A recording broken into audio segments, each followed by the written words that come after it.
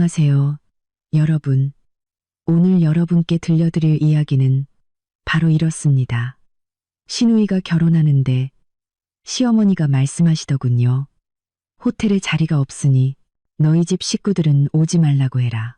저는 미소 지으며 그러겠다고 대답하고는 바로 돌아서서 친정 식구들 전체의 해외여행을 예약해 버렸습니다. 다음 날 시어머니에게서 전화가 99통이나 걸려왔죠. 내 친척들이 보낸다는 축의금 1억 원은 어디 있니? 왜 안 내놓는 거야? 그해 6월에 찌는 듯한 어느 날, 제 인내심이 바닥났다는 것을 깨달았던 그날을 저는 아직도 생생히 기억합니다. 제 이름은 서연. 겉보기에는 남부러울 것 없는 번듯한 집안의 맏며느리입니다. 남편 민주는 안정적인 직장에 다니고 저는 작은 미디어 회사에서 일하며 생활하기에 부족함 없는 수입을 벌고 있었죠. 시댁에서는 싹싹하고 현명한 며느리로 소문이 나 있었습니다. 하지만 그 완벽해 보이던 가족이라는 울타리는 시누이 미나가 결혼을 준비하면서부터 금이 가기 시작했습니다. 미나의 결혼은 집안의 가장 큰 행사였습니다. 특히 시어머니 김 여사님은 체면을 목숨처럼 여기는 분이셨죠. 어머니에게 딸의 결혼식은 집안의 부와 사회적 지위, 그리고 인맥을 과시하는 장대한 쇼나 다름없었습니다. 김 여사님은 늘 입버릇처럼 말씀하셨죠. 사람은 체면이 있어야 해. 그리고 여자의 체면은 바로 딸의 결혼식에서 세워지는 거란다. 바로 그 체면 때문에 남편 민준이 출장을 가고 집에 없던 어느 날, 저는 시어머니께 따로 불려갔습니다. 토요일 오후 장을 봐와서 냉장고에 채소를 정리하고 있는데 시어머니께서 저를 거실로 부르셨습니다. 번쩍이는 자개 장식 의자에 근엄하게 앉아 계신 시어머니의 눈빛은 평소의 다정함이 아닌 마치 물건값을 매기려는 듯 저를 샅샅이 훑는 날카로운 시선이었습니다. 서연아. 김 여사님의 목소리는 나지막했지만 한 글자 한 글자의 명령에 무게가 실려 있었습니다. 너도 알다시피 미나가 곧 결혼하지 않니? 우리 집안의 큰일이다. 이쪽 하객들은 전부 사업 파트너에 사회적으로 지위가 높은 분들이야. 내가 우리 집안 체면을 제대로 세워야 하지 않겠니? 저는 토마토 바구니를 내려놓고 어머니 맞은편에 앉아 최대한 평온한 표정을 유지하려 애썼습니다. 단순히 이를 의논하는 자리가 아니라는 것을 직감했기 때문입니다. 네, 어머님, 알고 있습니다. 예식장 예약부터 청첩장까지 모두 어머님 뜻에 따랐으니 걱정 마세요. 제가 예의 바르게 대답했습니다. 어머니는 뜨거운 차를 한 모금 마시고 찻잔을 유리 테이블에 탁 소리가 나게 내려놓으셨습니다. 그 작은 소리에 저는 움찔했습니다. 불길한 예감이 들었죠. 내가 말하려는 건 네가 한 일이 아니라 아직 하지 않은 일에 관한 거다.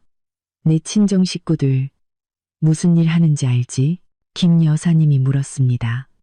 그 목소리는 의도적으로 무슨 일이라는 부분을 길게 느리며 계급의 차이를 강조하는 듯 했습니다. 순간 가슴이 철렁했습니다. 저희 부모님은 시장에서 작은 가게를 운영하십니다. 정직하게 땀 흘려 돈을 버시는 분들이죠. 부유하지는 않으셔도 저를 반듯하게 키워주셨습니다. 네, 저희 부모님과 삼촌, 이모 모두 시장에서 장사를 하십니다. 다들 정직하고 성실한 분들이세요. 저는 최대한 존중하는 어조를 유지하며 답했습니다. 시어머니는 경멸감을 숨기지 않은 채 길게 한숨을 내쉬었습니다. 그러고는 손부채질을 하며 마치 제 말에 공기가 오염되기라도 한 것처럼 얼굴을 가리셨습니다. 얘야, 정직이라는 게 돈을 얼마나 버느냐가 아니라 체면에 있는 거란다. 우리 집안의 사장님, 부장님들 모셔놓고 그 사이에 시장 바닥에서 생선 비린내, 흙냄새 풍기는 내 친척들이 섞여 있다고 생각해 보렴. 남들이 우리 집을 뭐라고 생각하겠니? 미나가 시댁 가서 얼굴이나 들고 다닐 수 있겠어? 저는 침묵했습니다. 그 순간 등골을 타고 차가운 기운이 흘렀습니다. 두려움 때문이 아니라 지독한 실망감 때문이었습니다. 그동안 제 효심과 헌신이 존중으로 돌아올 것이라 믿었습니다. 하지만 아니었습니다. 시어머니의 눈에 저와 제 가족의 가치는 오직 체면과 돈으로만 측정될 뿐이었습니다. 어머니는 딸의 허울뿐인 명예를 위해 제 혈육을 끊어내려 하고 있었습니다. 시어머니는 몸을 앞으로 숙이며 날카로운 눈빛으로 저를 쏘아보았습니다. 그러니 내 친정 식구들은 부르지 말았으면 한다. 솔직히 말해서 내 쪽 하객은 필요 없어. 그냥 너희 부모님 두 분만 오시면 충분해. 다른 친척들에게는 호텔에 자리가 꽉 차서 조촐하게 한다고 둘러대렴. 내 말 알아듣겠니? 그 말은 제 뺨을 후려치는 것처럼 아프고 굴욕적이었습니다. 저는 치맛자락 아래로 주먹을 꽉 쥐고 가슴 속에서 들끓는 분노를 억눌렀습니다. 지금 대들었다가는 시끄러워지기만 할 뿐 아무것도 해결되지 않는다는 것을 알았습니다. 지금 시어머니와 싸우는 것은 힘만 뺄 뿐이고 어차피 어머니의 생각은 바뀌지 않을 테니까요. 게다가 저는 제 복수 계획을 위한 퇴로를 남겨두고 싶었습니다. 저는 천천히 일어나 억울함에 목소리가 떨리지 않도록 심호흡을 했습니다. 네, 어머님. 무슨 말씀인지 알겠습니다. 어머님 뜻대로 하겠습니다. 부모님과 친척들께는 제가 잘 말씀드릴게요. 저는 평소의 부드러움과는 전혀 다른 차갑고 단호한 목소리로 말했습니다. 시어머니는 제가 그렇게 쉽고 빠르게 동의할 줄은 몰랐는지 만족스러운 미소를 지었습니다. 하지만 제 눈에 그 미소는 악랄하기 그지없었습니다. 그래, 똑똑한 아이인 줄 알았다. 며느리는 결국 남이니 시댁을 먼저 생각할 줄 알아야지. 내 공은 잊지 않으마. 며느리는 결국 남이라는 그 한마디가 제 마음속 마지막 인내의 문을 닫아버렸습니다. 저는 더 이상 아무 말 없이 고개를 숙이고 아래층으로 내려왔습니다. 넓은 집이 순식간에 숨막히는 공간으로 변해버렸습니다. 저는 곧장 제 방으로 들어가 문을 잠갔습니다. 머릿속에는 크고 단호한 결심이 섰습니다. 이 순간부터 저는 더 이상 순종적인 맏며느리 서연이 아니었습니다. 저는 제 자신을 지키는 서연이 될 것이고 그들의 경멸을 이용해 인과응보가 무엇인지 똑똑히 가르쳐 줄 것입니다. 거울을 보니 눈가는 붉어졌지만 얼굴은 차갑고 단단하게 굳어있는 제가 보였습니다. 말싸움은 필요 없습니다. 저의 복수는 말이 아닌 단호한 행동과 의미심장한 부재로 이루어질 것입니다. 친척들을 초대하지 말라는 시어머니의 지시를 받은 후 저는 오히려 착한 사람이라는 무거운 짐을 벗어 던진 기분이었습니다. 오랫동안 억눌려왔던 분노는 차가운 에너지로 변해 저를 즉시 행동하게 만들었습니다. 더 이상 어떤 경멸적인 말도 참을 수 없었습니다. 저에게는 확실한 증거, 즉 이기적인 시댁과 무심한 남편에게서 한치의 후회도 없이 돌아설 수 있게 할 반박 불가능한 독설이 필요했습니다. 이틀 후 저는 휴대폰의 녹음 기능을 켜고 기회를 기다렸습니다. 시어머니의 성격을 잘 알았기에 그분은 자신의 승리를 결코 혼자만 담아두지 못할 것이 분명했습니다. 틀림없이 누군가에게 며느리를 길들이고 딸의 화려한 결혼식에서 격떨어지는 사람들을 걸러낸 자신의 수완을 자랑할 것이었습니다. 기회는 화요일 저녁에 찾아왔습니다. 남편은 아직 돌아오지 않았고 미나는 예비 신랑과 웨딩드레스를 보러 나간 후였습니다. 시어머니는 늘 경쟁적으로 집안 자랑을 하던 자신의 여동생, 즉 저에게는 시이모님과 통화를 시작했습니다. 저는 지금이 시어머니의 오만함이 극에 달할 순간이라는 것을 알았습니다.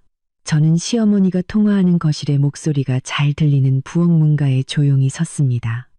동생, 미나 결혼 준비는 다 끝났어. 작년에 내 딸 결혼식보다는 훨씬 화려하게 해야지. 안 그래? 시어머니의 목소리는 의기양양했습니다. 하객들, 그건 내가 아주 철저하게 골라냈지. 민준이 쪽은 다들 지위 있고 배운 사람들이고 그 며느리 쪽은 내가 그냥 오지 말라고 했어. 딱 부모만 오면 된다고. 여기까지 듣는 순간 저는 주먹을 꽉 쥐었고 심장이 조여오는 것을 느꼈습니다. 휴대폰 화면의 녹음 버튼은 여전히 활성화되어 있었습니다. 걱정 마. 내가 아주 대놓고 말했지. 서연이네 집, 시장 바닥에서 생선 팔고 채소 파는 그런 장사치들이잖아. 그런 촌것들을 이런 고급스러운 결혼식에 들여놓으면 여기가 무슨 난장판이 되겠어. 안 그래? 난 체면 깎이는 건 딱 질색이야. 우리 집안의 품격을 저런 장사치들 때문에 더럽힐 순 없지. 시어머니의 말은 비수처럼 제 귀에 꽂혔습니다. 장사치, 촌것들, 제가 상상할 수 있는 가장 모욕적인 단어들이 시어머니의 입에서 흘러나왔습니다. 그분은 저뿐만 아니라 저를 키워주신 부모님의 땀과 노력을 짓밟고 있었습니다. 눈물이 흘렀습니다. 슬픔이 아니라 분노 때문이었습니다. 그동안 시어머니의 까다로움을 이해하려 노력했지만 이런 경멸은 용서할 수 없었습니다. 저는 조용히 뒤로 물러나 녹음을 중단했습니다. 이 녹음 파일이 바로 저의 무기이자 이 관계에 대한 마지막 선고였습니다. 저는 방으로 돌아와 눈물을 닦았습니다. 분노는 가라앉고 대신 무서울 정도로 차분해졌습니다. 저는 휴대폰을 들어 친정 엄마에게 전화를 걸었습니다. 엄마, 저 서연이에요. 최대한 자연스러운 목소리를 내려고 애썼습니다. 엄마, 아빠 잘 지내시죠? 엄마는 반갑게 대답하셨습니다. 어이구, 우리 딸. 그럼 잘 지내지. 미나 결혼 준비 때문에 바쁘지? 네, 이제 거의 다 끝나가요. 엄마, 드릴 말씀이 있는데요. 저는 조심스럽게 결혼식 이야기를 꺼냈습니다. 시어머니께서 이번 결혼식은 사업상 중요한 분들만 모시는 자리라 좌석이 정말 한정적이래요. 그래서 엄마랑 아빠 두 분만 오시면 될 것 같아요. 다른 이모나 삼촌들께는 따로 말씀 안 하셔도 돼요. 엄마는 눈치가 빠른 분이셨습니다. 제 목소리에 이상한 낌새를 알아채셨고 아마 문제의 본질을 어렴풋이 짐작하셨을 겁니다. 그래, 자리가 없어서. 알겠다. 얘야, 걱정 마라. 내가 다른 식구들한테 잘 얘기해 둘게. 어쨌든 우리 딸이 그 집 맏며느리인데 우리가 시댁 체면은 세워줘야지. 엄마는 그렇게 말씀하셨지만 저는 그 너머의 서운함과 실망감을 느낄 수 있었습니다. 거짓말을 해야 하는 제 자신이 죄스러웠지만 지금 당장 시어머니가 우리 가족을 어떻게 생각하는지 그 잔인한 진실을 차마 말씀드릴 수 없었습니다. 저는 시어머니가 제가 모든 상황을 받아들였다고 여전히 순종적인 며느리라고 믿게 만들어야 했습니다. 네, 엄마, 이해해 주셔서 감사해요. 저는 한마디 말없이도 저를 이해해주고 감싸주는 친정가족이 있다는 사실에 가슴 벅찬 자부심을 느꼈습니다. 전화를 끊고 침대에 주저앉았습니다. 모든 것이 확인되었습니다. 시어머니는 자신의 독설로 직접 저를 이 집에서 밀어냈습니다. 이제 제 계획을 실행할 때가 왔습니다. 완벽한 실종, 그리고 시어머니가 사람의 정보다 소중히 여기는 그 체면에 가하는 강력한 일격. 저는 더 이상 말다툼이나 하소연 대신 저의 부재로 그들을 처벌할 것입니다. 새로운 인생의 지도는 그날 밤 제 손으로 그려지기 시작했습니다. 첫 번째 목적지는 싱가포르. 저는 제 인내심이 약점이 아니라 시댁을 향해 정교하게 쳐놓은 덫이었음을 깨달았습니다. 그들은 저를 통제했다고 생각했지만 정작 저는 자유의 열쇠를 쥐고 그들에게 가장 값비싼 인간관계의 교훈을 가르쳐줄 준비를 마친 상태였습니다. 결심은 섰고 저는 예전의 서연과는 전혀 다른 무서운 집중력으로 행동에 착수했습니다. 모든 계획은 시댁, 특히 모든 것을 제가 알아서 처리할 거라 믿으며 아내의 감정에는 무관심했던 남편, 민준에게 절대적인 비밀로 붙여져야 했습니다. 가장 먼저 한 일은 은행 앱을 열어 잔고를 확인하는 것이었습니다. 꾸준히 저축해 온 덕분에 꽤 큰 액수의 돈이 모여 있었습니다. 돈이 전부는 아니지만 자립과 자신감을 위한 든든한 기반이 되어줄 것이었습니다. 시어머니의 경멸에 답하기 위해서는 상징적인 사건, 부드러우면서도 깊은 충격을 줄 한 방이 필요했습니다. 그들의 가장 중요한 날에 맞춰 떠나는 여행. 완벽한 실종보다 더 좋은 방법은 없었습니다. 저는 저희 부모님께서 항상 가보고 싶어 하셨던 아름답고 평화로운 나라 싱가포르를 여행지로 정했습니다. 생각해보니 오랫동안 저를 위해 평생을 희생하신 부모님과 제대로 된 시간을 보내지 못했습니다. 두 분은 충분히 누릴 자격이 있었습니다. 저는 즉시 비즈니스 클래스로 싱가포르행 항공권을 예약했습니다. 출발일은 바로 약혼식 날 아침. 한국인은 무비자로 입국이 가능했기에 절차는 매우 간단했습니다. 2박 3일의 일정은 여행을 즐기기에도 가장 중요한 순간에 맞춰 돌아오기에도 완벽했습니다. 이것은 단순한 여행이 아니라 제 행복과 친정 가족의 유대를 위한 투자였습니다. 고객님, 시누이분 결혼식 날짜에 맞춰서 싱가포르행 비즈니스석 상장을 예약하시는 게 확실한가요? 이 티켓은 취소 수수료가 엄청난데요. 여행사 직원이 놀란 목소리로 되물었습니다. 확실해요. 바로 결제할 테니 진행해 주세요. 저는 단호하게 대답했습니다. 모든 것을 준비하는 동안 저는 이혼 절차에 대해서도 알아보고 개인 자산을 정리했습니다. 민준과의 결혼 생활은 끝났다는 것을 알았습니다. 그는 좋은 사람이었지만 주관이 없었고 어머니에게 지나치게 의존했으며 가족의 모욕적인 언사로부터 아내를 지켜주지 못했습니다. 그런 남편을 위해 제 행복을 희생할 가치는 없었습니다. 저는 재정과 관련된 모든 서류, 특히 시어머니와 저 사이의 채무관계, 증명서를 꼼꼼히 챙겼습니다.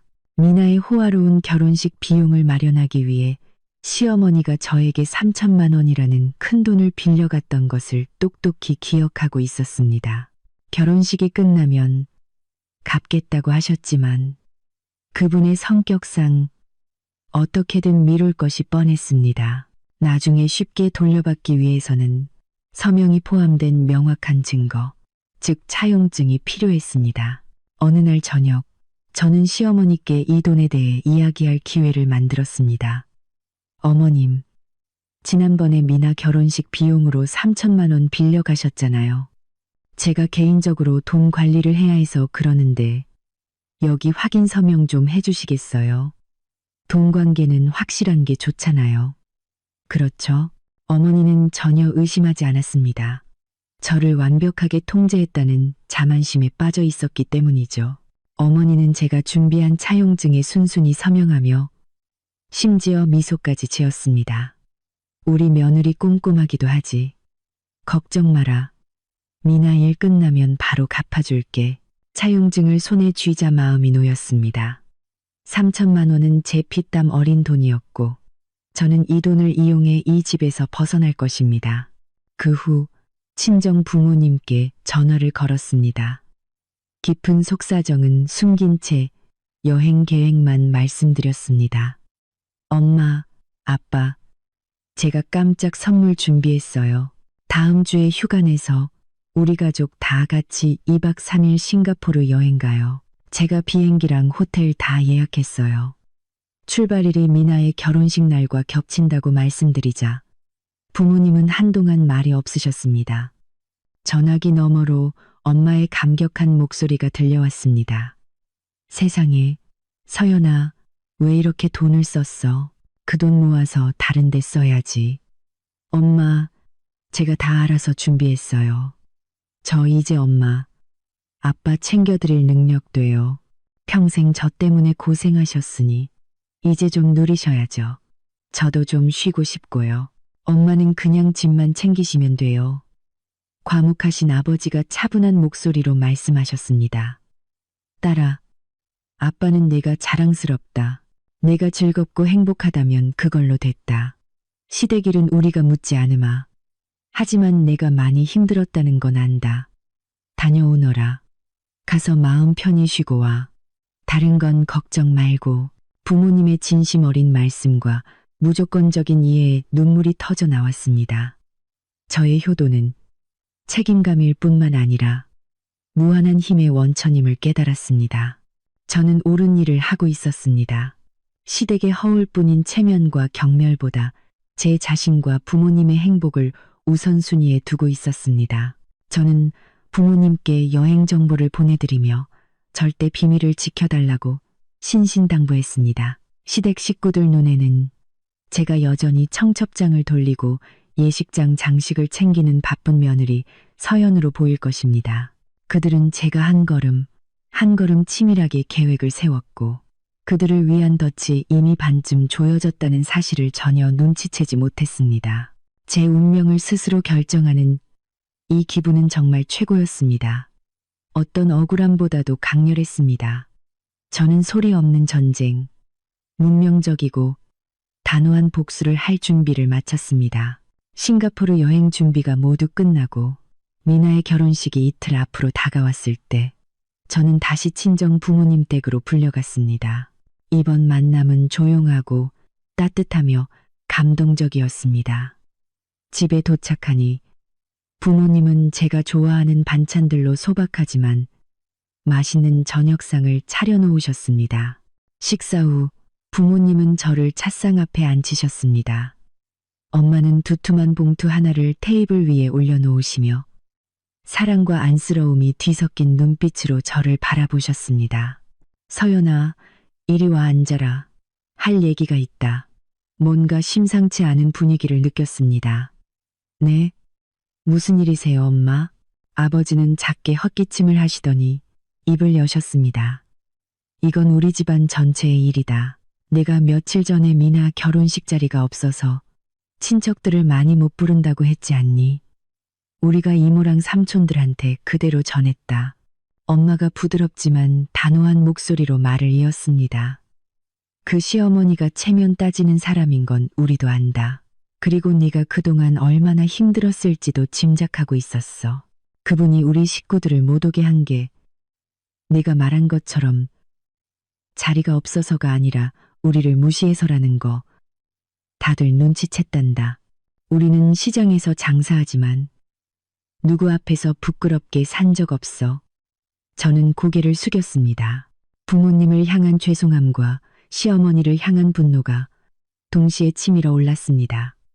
제가 아무리 숨기려 해도 가족들은 이 아픈 진실을 알아차리고 만 것입니다.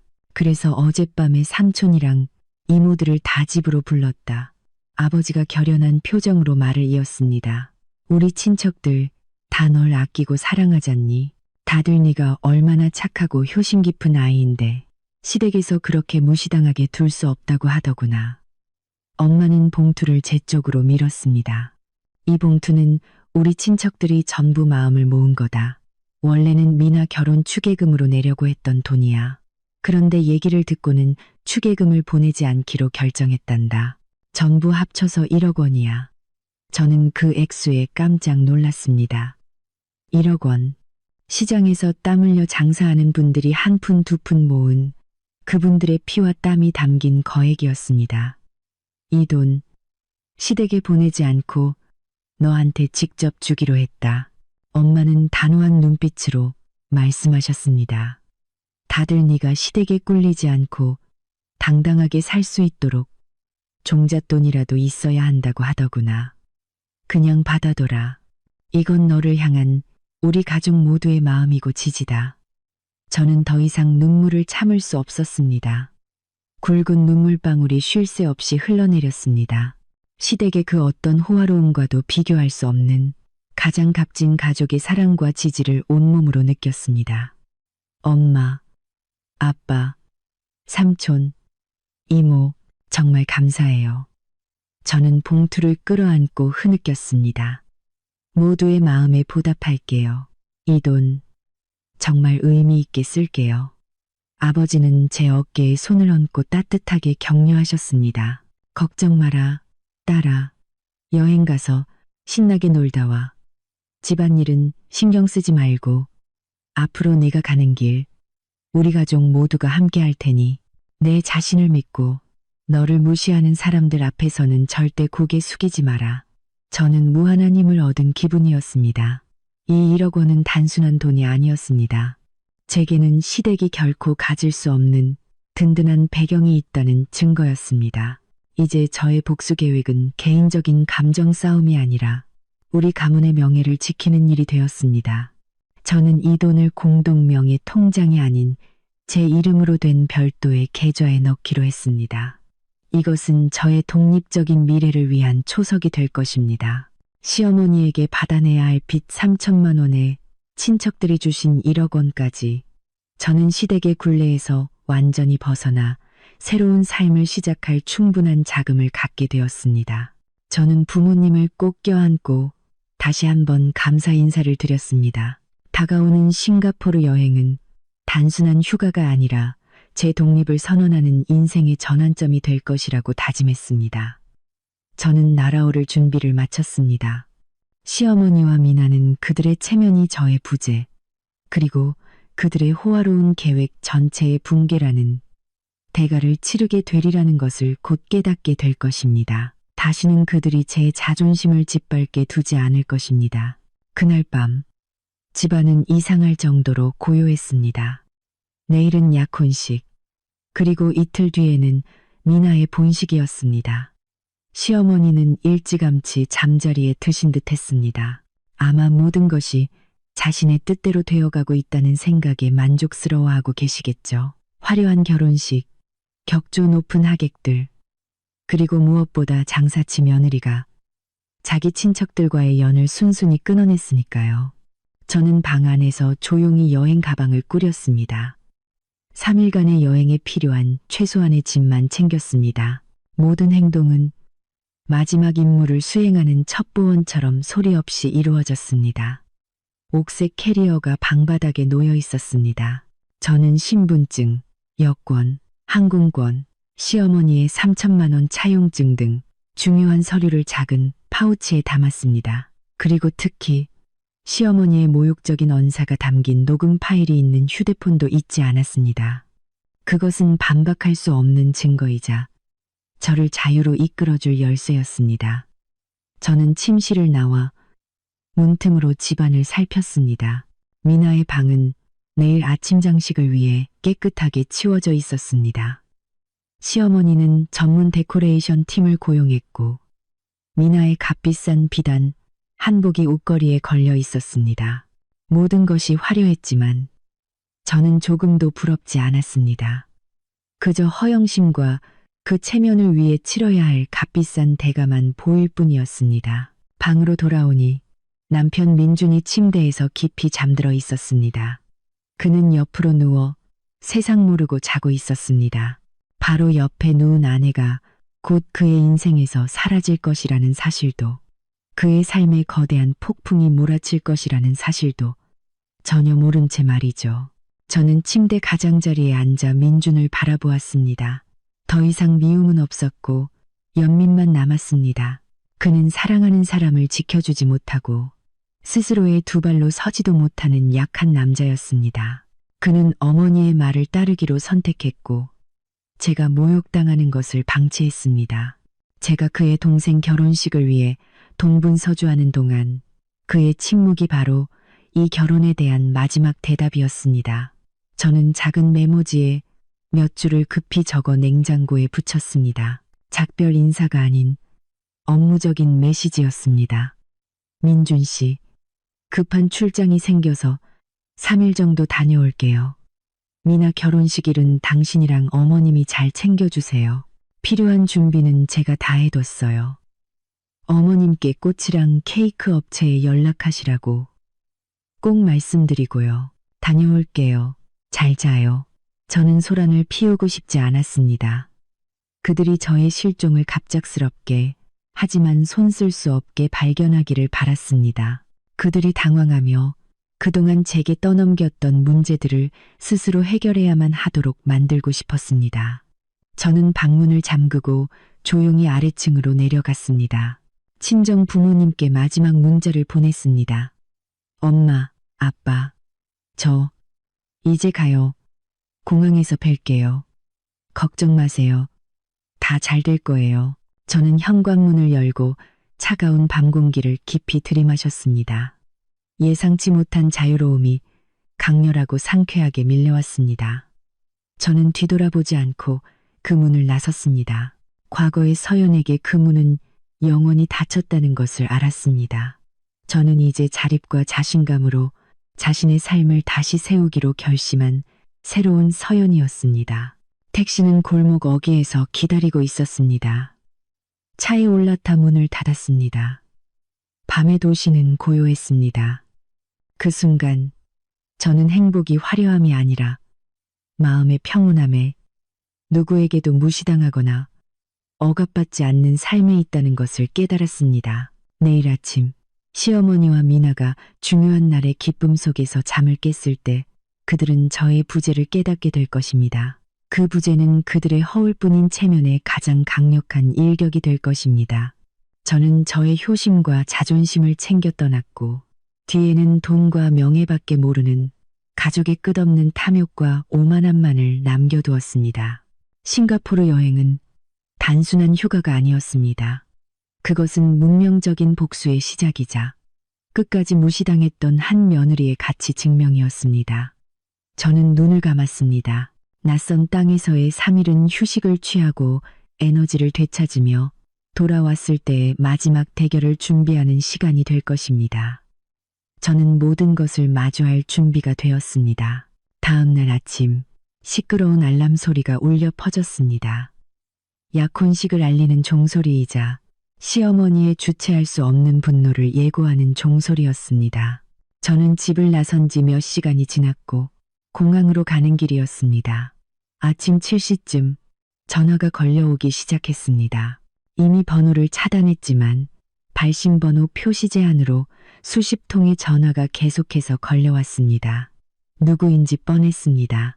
저는 미소를 지으며 휴대폰을 무음으로 바꾸고 이어폰을 낀 채 잔잔한 연주곡을 감상했습니다. 평화로운 기분을 망치고 싶지 않았습니다.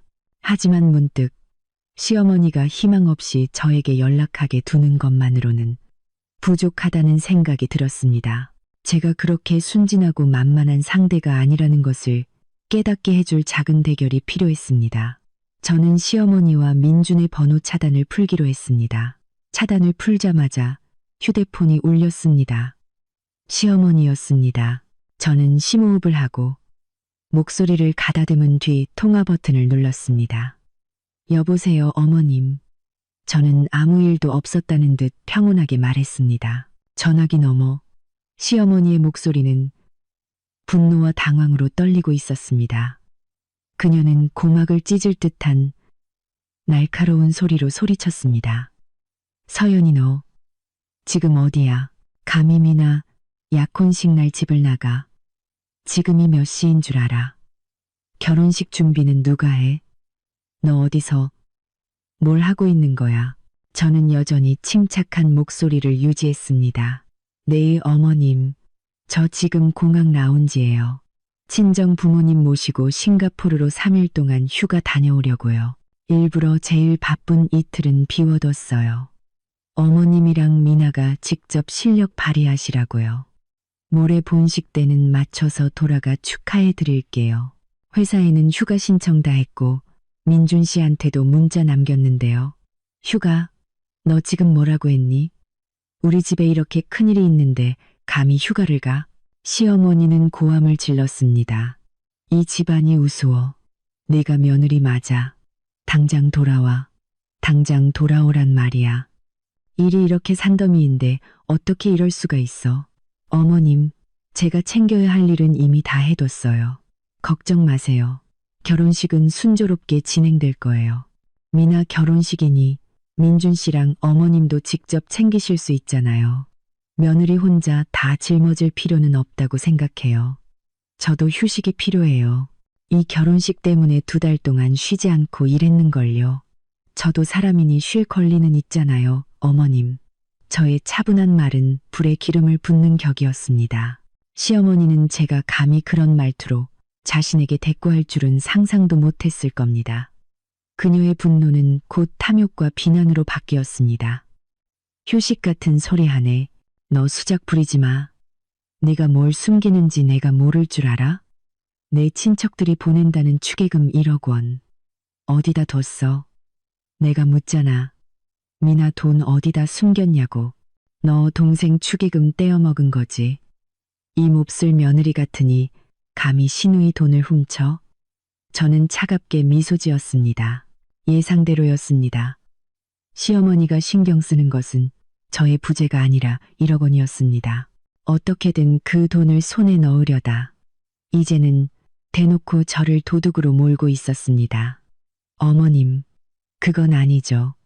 그 1억 원은 제 돈이에요. 저희 친척들이 저 쓰라고 종잣돈 하라고 모아주신 마음이고요. 저희 부모님과 친척들이 미나에게는 축의금을 보내지 않고 저에게 주기로 결정하셨어요. 못 믿으시겠으면 저희 삼촌께 직접 전화해서 확인해 보세요. 거짓말 마. 축의금은 당연히 신랑 신부한테 보내는 거지. 내가 며느리면서 감히 시누이 돈을 가로채. 당장 내놔. 그 1억 원 당장 가지고 돌아와. 그렇지 않으면 경찰에 신고할 거야. 내가 도둑이라고 온 동네에 소문낼 거다. 시어, 어머님, 다시 한번 말씀드리지만 이 돈은 제 돈이고 저희 친척들이 저에게 주신 겁니다. 어머님은 요구할 권리도 저를 도둑으로 몰아갈 권리도 없으세요. 계속해서 소리 지르며 저를 모함하시면 저도 어쩔 수 없이 어머님께서 저희 가족에 대해 말씀하신 녹음 파일을 공개할 수밖에 없어요. 저희 부모님을 장사치, 촌것들이라고 하셨던 거요. 그 녹음 파일 미나 시댁 식구들 전부 듣게 해드릴까요? 따님 결혼식 전에 제대로 체면 구기고 싶으세요? 제 목소리는 여전히 차분했지만 한마디 한마디가 칼날처럼 날카로웠습니다. 전화기 저편, 시어머니의 목소리가 갑자기 끊겼습니다. 아마 제가 그런 결정적인 패를 가지고 있을 줄은, 그리고 자신이 그렇게 잔인한 말을 내뱉었다는 사실조차 잊고 있었을 겁니다. 내가 감히. 시어머니의 목소리는 이제 힘없이 떨리고 있었습니다. 네, 감히요. 저는 이미 떠났으니 더 이상 시간 낭비하지 마시죠. 어머님이랑 민준 씨, 미나 결혼식 잘 치르시길 바랄게요. 그럼 이만. 저는 단호하게 전화를 끊고 전원을 꺼버렸습니다. 더 이상 어떤 말도 듣고 싶지 않았습니다. 모든 것이 깔끔하게 정리되었습니다. 저는 떠났고 그 집에는 시한폭탄을 남겨두고 왔습니다. 이제 제 여행에 집중할 시간이었습니다. 저는 미소를 지으며 깊은 안도감을 느꼈습니다. 저는 시어머니의 분노를 침착함과 반박할 수 없는 진실로 이겨냈습니다. 제가 휴대폰 전원을 끄고 비행기에 오르는 순간 시댁에서는 진짜 대혼란이 벌어졌습니다. 녹음 파일로 협박을 당한 시어머니는 더 이상 저에게 큰 소리치지 못했습니다. 하지만 그녀의 탐욕과 분노는 다른 분출구를 찾아야 했습니다. 그녀는 즉시 1억 원을 모으는 데 앞장섰던 제 친삼촌, 상철 삼촌에게 전화를 걸었습니다. 나중에 어머니께 전해들은 바로는 시어머니는 상철 삼촌에게 체면도 차리지 않고 비난과 요구가 섞인 말투로 쏘아붙였다고 합니다. 여보세요. 상철 씨 되시죠? 저 서연이 시어머니 되는 사람입니다. 제가 묻겠는데 당신들이 보냈다는 축의금 1억 원을 왜 신랑 신부한테 안 보내고 서연이한테 줬습니까? 지금 서연이가 시누이 축의금을 떼어먹고 도망갔어요. 당장 잡아다가 돈 돌려놓으라고 하세요. 상철 삼촌은 사업을 크게 하시는 분으로 성격은 불같지만 의리를 중시하고 조카를 무척 아끼는 분이었습니다. 시어머니의 말을 듣자마자 자존심이 폭발했습니다. 김 여사님, 말 조심하시죠. 제가 누군지, 그리고 당신이 지금 누구랑 통화하는지 잊으신 모양인데, 첫째, 당신네 신랑 신부 아직 결혼도 안 했는데 축의금을 누구한테 주든 그건 우리 집안 마음입니다. 둘째, 그 1억 원은 축의금이 아니라 우리 친척들이 서연이 종잣돈 하라고 모아준 돈입니다. 왜냐고요? 바로 당신 입으로 우리 집안을 촌것들 장사치라고 무시했기 때문이죠. 체면이 그렇게 중요하시면 알아서 챙기시지. 왜 우리 조카한테 손을 벌리십니까? 상철 삼촌의 목소리는 조금도 봐주는 기색 없이 단호했습니다. 시어머니는 된통 당했지만 탐욕은 멈추지 않았습니다. 뭐라고요? 서연이는 우리 집 며느리예요. 돈이 있으면 시댁을 위해 써야죠. 지금 동생 결혼식 날에 집 나가서 여행이나 하고 있는 거 아세요? 무책임하고 불효막심한 년이라고요. 무책임, 불효. 상철 삼촌은 코웃음을 쳤습니다. 내가 묻죠. 이번 결혼식 준비 서연이가 다 하지 않았습니까?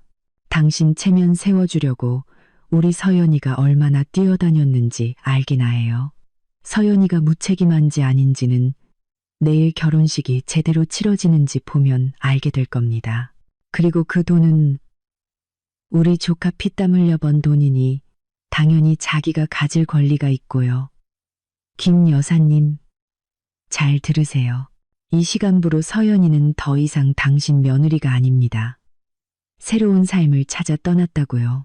다시 한번 서연이를 모함하거나 귀찮게 하면 내가 당신 집안 가만두지 않겠습니다. 상철 삼촌은 더 말할 것도 없다는 듯 단호하게 전화를 끊었습니다. 전화가 끊긴 시어머니는 분노와 두려움에 손을 떨었습니다. 돈을 못 받아내서 화가 났고 상철 삼촌의 단호한 경고에 겁이 났습니다. 서연이는 더 이상 당신 며느리가 아니다. 바로 그때 저희 친정엄마도 시어머니에게 전화를 걸었지만 태도는 전혀 달랐습니다. 사부인 저 서연이 엄마예요. 서연이가 싱가포르행 비행기를 탔다고 알려드리려고 전화했어요. 저희 부부랑 3일 동안 쉬고 올 겁니다. 서연이가 자리를 비운 것에 대해서는 저희가 책임지겠습니다. 그리고 1억 원에 대해서도 분명히 말씀드리죠. 그 돈은 저희 친척들이 서연이 종잣돈 하라고 준 서연이 개인 돈입니다. 저희 딸한테 준 거지 사부인 댁에 준 게 아니에요. 제 딸, 그동안 고생 많이 했습니다. 이제는 자기 자신을 위해 살 때가 됐어요. 미나 결혼식 잘 치르시길 바랍니다. 친정엄마의 전화는 부드러웠지만 그 어떤 말보다 강력한 경고였습니다. 저의 부재가 단순한 도피가 아니라 가족 전체의 지지를 받는 단호한 결별임을 분명히 한 것입니다. 민준과 미나가 집에 돌아왔을 때 그들이 본 것은 넋이 나간 채 저를 욕하며 울고 있는 어머니의 모습이었습니다. 영문을 모르는 민준이 물었습니다. 엄마 왜 그래요? 형수 어디 갔어요? 갔어. 여행 간다고 집을 나갔다고. 내 결혼 축의금 1억 원까지 들고 튀었어. 그 총것들 집안 전체가 우리를 무시하는 거야. 시어머니는 울부짖으며 하소연했지만 상철 삼촌에게 혼쭐이 난 것과 녹음 파일로 협박당한 사실은 쏙 빼놓았습니다. 민준과 미나는 오직 축의금을 떼먹고 놀러 갔다는 부분만 듣고 분노에 휩싸였습니다. 그들은 제가 왜 그래야만 했는지에 대해서는 조금도 생각하지 않고 오직 자신들의 이익만 생각했습니다. 민주는 동생의 중요한 날에 아내가 집을 나갔다는 사실에 굴욕감을 느꼈고 미나는 1억 원을 날렸다고 생각했습니다. 그 시각 저는 비행기 안에서 지상의 혼란은 전혀 모른 채 상철 삼촌과 부모님의 단호한 보호가 가장 든든한 방패가 되어주고 있음을 믿어 의심치 않았습니다. 그 보호는 제가 돈과 자존심을 모두 지키게 해주었을 뿐만 아니라 시댁 식구들에게 분명한 메시지를 전달했습니다. 서연은 혼자가 아니며 그들은 자신들의 경멸적인 행동에 대한 대가를 치르게 될 것이라고. 제가 여행을 떠난 사실로 인해 미나의 오전 약혼식은 어색하고 뒤숭숭한 분위기 속에서 진행되었습니다. 하지만 시어머니는 어떻게든 체면을 지키려 애썼습니다. 그녀는 하객들에게 제가 갑자기 쓰러져 응급실에 실려가는 바람에 참석하지 못했다고 거짓말을 했습니다. 민준과 미나도 어머니를 따라 연기해야 했습니다. 점심때가 되어 약혼식이 끝나자 미나는 잔뜩 화가 난 채 집으로 돌아왔습니다. 그녀는 입고 있던 한복을 벗어 던지자마자 제 방문으로 달려가 문을 미친 듯이 두드리기 시작했습니다. 형님, 문 열어요. 이게 무슨 짓이에요? 감히 내 축의금을 떼어 먹어요? 내가 부잣집에 시집 가는 게 그렇게 배 아팠어요? 내 결혼식 망치고 싶었어요? 미나는 악어의 눈물을 흘리며 소리쳤습니다. 거실에 있던 시어머니는 미나가 소란을 피우자 이웃들이 들을까봐 황급히 딸을 말렸습니다. 진정해, 미나야. 엄마가 다시 한번 전화해 볼게. 마침 집에 돌아온 민준도 두 모녀의 소란에 짜증이 치밀었습니다. 전화는 해서 뭐해요? 그냥 가게 내버려둬요. 저 여자랑 이혼할 거야. 미나 시댁 식구들 앞에서 이게 무슨 망신이냐고요. 저는 더 이상 피할 수 없다는 것을 알았습니다. 완전히 인연을 끊기 전에 마지막으로 한 번은 부딪혀야 했습니다. 그때 저는 이미 싱가포르에 도착해 눈부신 마리나 베이 샌즈를 바라보며 휴식을 취하고 있었습니다. 저는 휴대폰을 켜고 시어머니에게 다시 전화를 걸어 스피커폰 모드로 설정했습니다. 그들 모두가 똑똑히 들어야 했습니다. 어머님, 저 서연이에요. 지금 싱가포르인데 어머님이랑 미나가 시끄럽게 소란을 피우고 있다면서요. 하실 말씀 있으면 똑바로 하세요. 제 차분하고 단호한 목소리에 세 사람은 모두 할 말을 잃었습니다. 미나가 시어머니의 휴대폰을 빼앗아 들고 악담을 퍼붓기 시작했습니다. 형님, 사람이 양심이 있어야죠. 형님이면서 어떻게 동생 축의금을 훔칠 수가 있어요. 1억 원이 얼마나 큰 돈인지 알아요. 당장 돌아와서 돈 내놔요. 그렇지 않으면 가만 안 둘 줄 알아요. 민준도 거들었습니다. 서연아, 이게 무슨 짓이야. 나 창피해서 얼굴을 들고 다닐 수가 없어. 당장 돌아와. 사람들 웃음거리 되기 싫다고. 저는 심호흡을 하고 한치의 감정도 씻지 않은 차가운 목소리로 말했습니다. 미나야, 민준 씨, 그리고 어머님, 세 분 다 제 말 잘 들으세요. 첫째, 저는 누구의 돈도 훔치지 않았어요. 그 1억 원은 저희 친척들이 저를 아껴서 주신 제 개인 돈이에요. 당신들이 요구할 권리는 없어요. 둘째, 당신들은 제가 무책임하다고 집안의 중요한 날에 멋대로 떠났다고 했죠. 그럼 제가 되물을게요. 이 집은 저를 어떻게 대했나요? 저는 잠시 말을 멈추고 녹음 파일 재생 버튼을 눌렀습니다. 녹음된 소리는 스피커폰을 통해 거실에 선명하게 울려 퍼졌고 화려한 거실의 공기는 순식간에 얼어붙었습니다. 서연이네 집, 시장 바닥에서 생선 팔고 채소 파는 그런 장사치들이잖아. 그런 촌것들을 이런 고급스러운 결혼식에 들여놓으면 여기가 무슨 난장판이 되겠어. 난 체면 깎이는 건 딱 질색이야. 녹음이 끝나자 방 안에는 무서운 침묵이 흘렀습니다. 시어머니와 미나, 민주는 모두 얼굴이 새하얗게 질린 채 아무 말도 하지 못했습니다. 자신들이 자만심에 빠져 내뱉었던 독설이 이렇게 녹음되어 있을 줄은 꿈에도 몰랐을 것입니다. 어머님, 잘 들으셨어요? 장사치, 촌것들, 이게 어머님이 저희 가족을 모욕하며 사용하신 단어들이에요. 시어머니와 시댁 식구들에게 이 정도의 경멸을 받는 며느리가 과연 당신들 집안의 허울뿐인 체면을 위해 더 노력해야 할 필요가 있을까요? 당신들이 직접 제 자존심을 짓밟았고 가족의 연을 끊었어요. 그러니 저는 제 자신과 저희 부모님의 명예를 지키기 위해 떠난 것뿐이에요. 당신들의 그 화려한 결혼식, 이제 알아서들 잘 치르세요. 시어머니는 이제 더듬거리며 말을 잇지 못했습니다. 서연아, 네가 감히 나를 녹음해? 네, 감히요.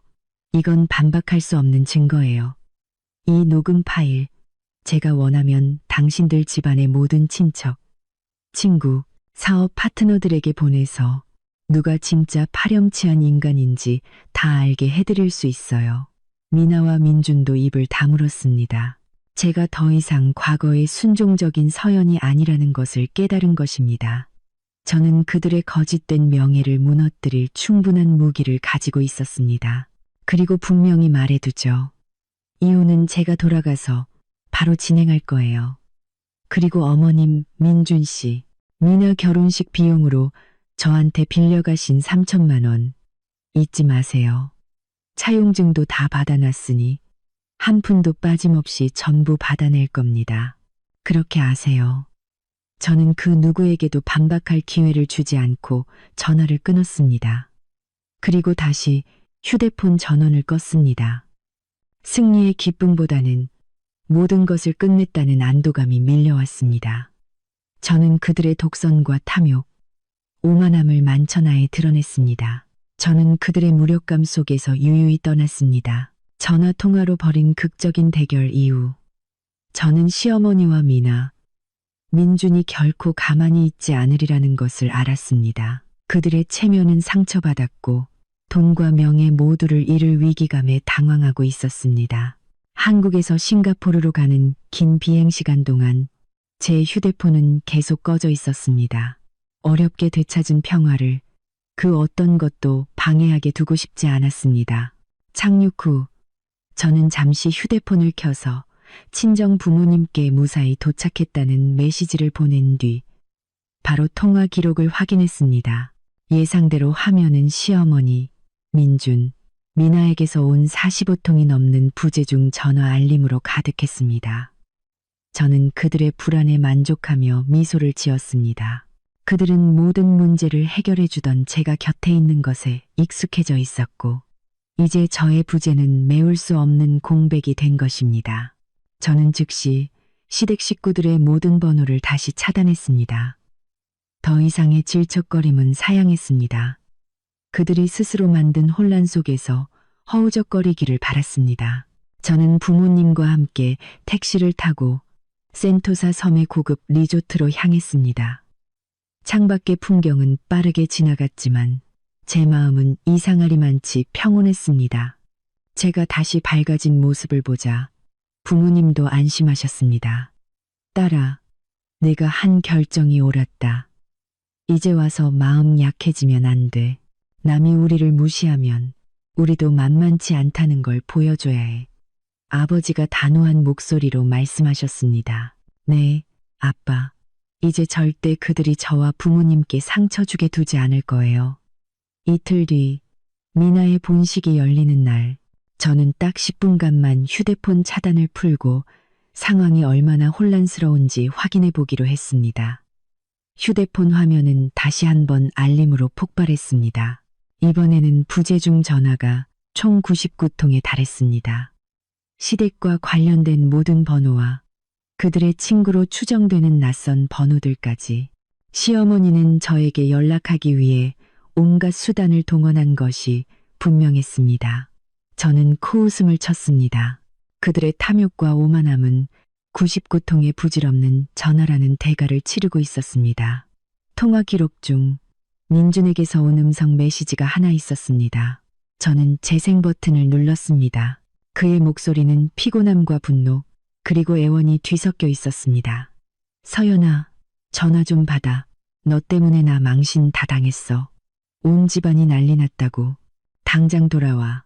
돌아오지 않으면 나 너 절대 용서 안 해. 내 인생 망치고 싶어.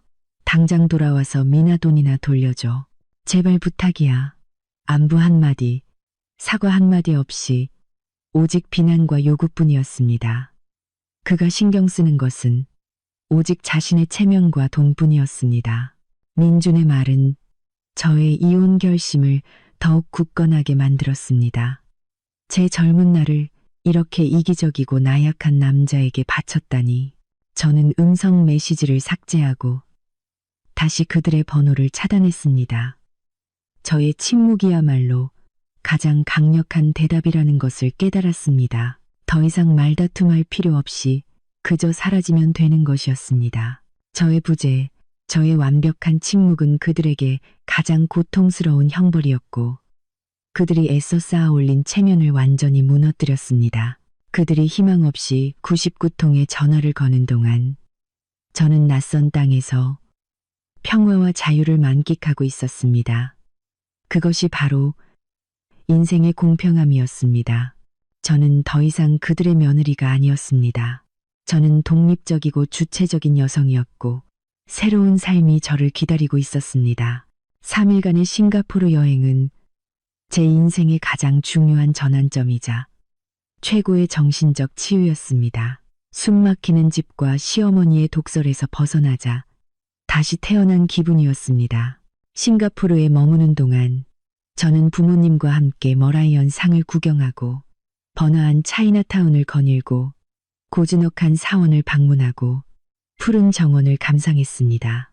맑은 공기와 평화로운 분위기는 제 마음속에 응어리를 모두 씻어주었습니다.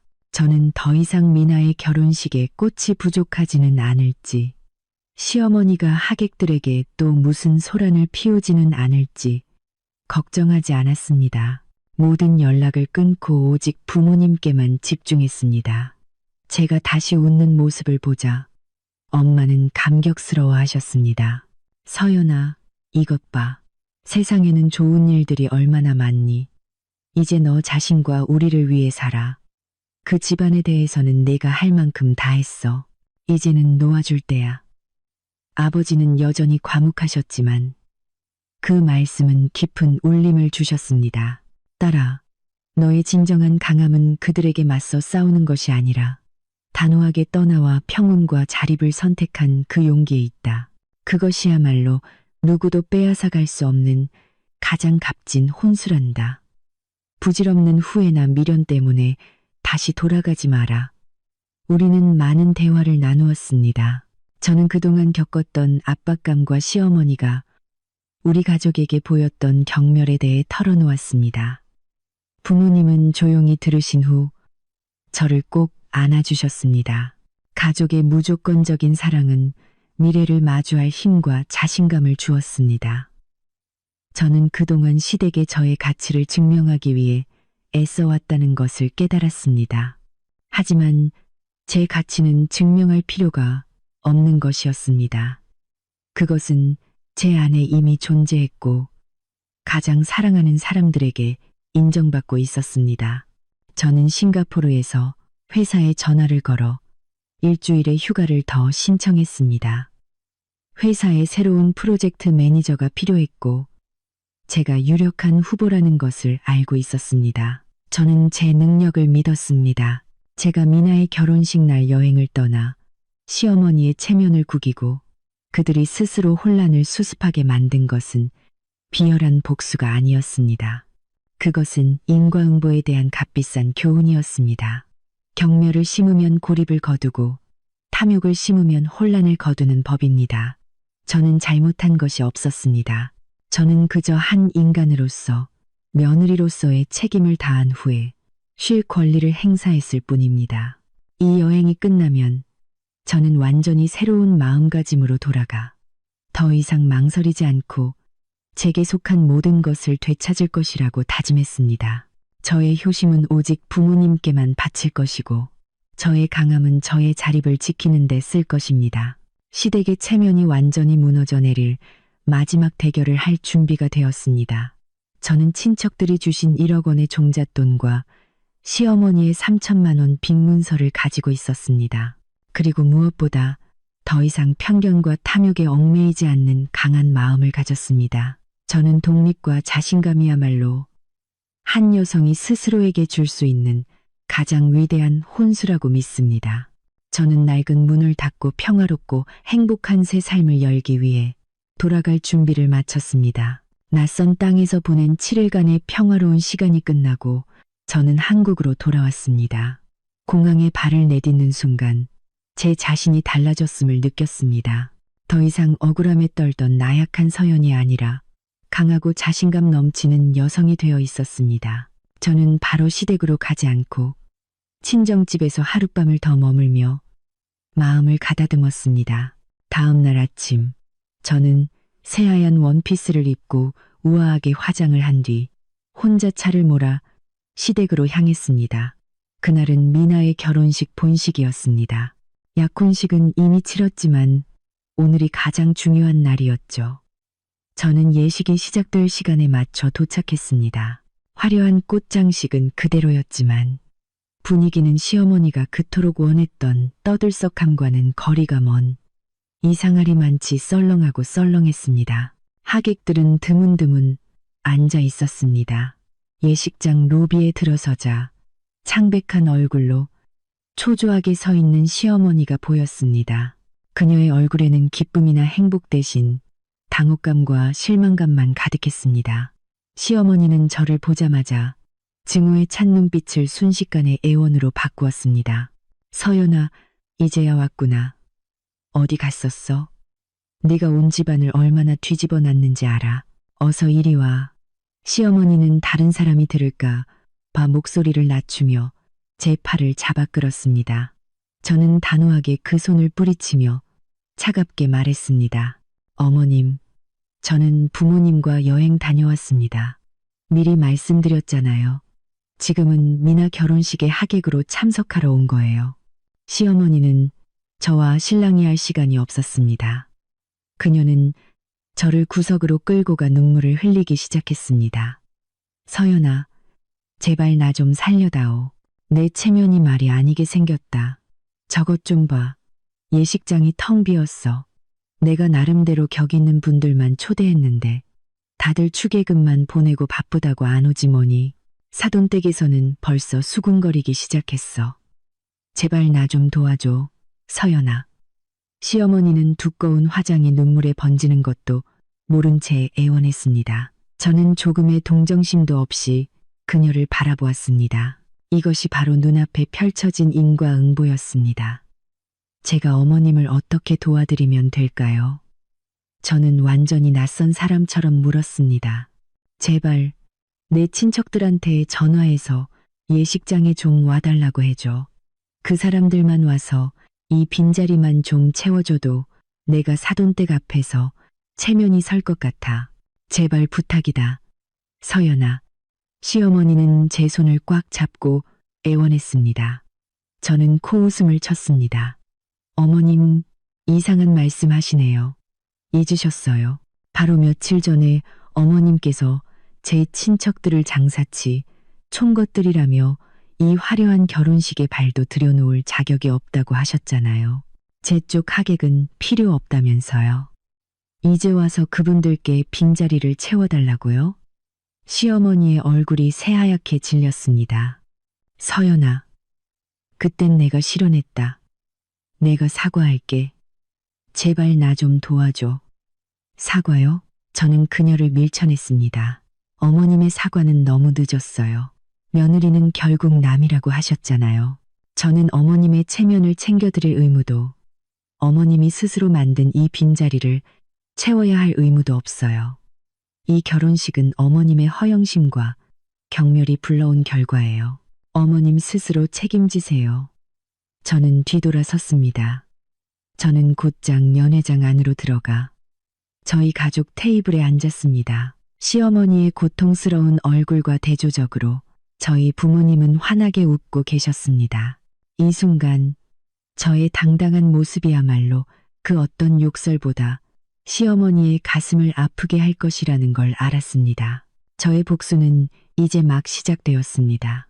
저의 단호한 거절은 시어머니를 절망의 나락으로 밀어 넣었습니다. 저를 설득할 수 없다는 것을 깨달은 시어머니의 체면은 심각한 위협에 처했습니다.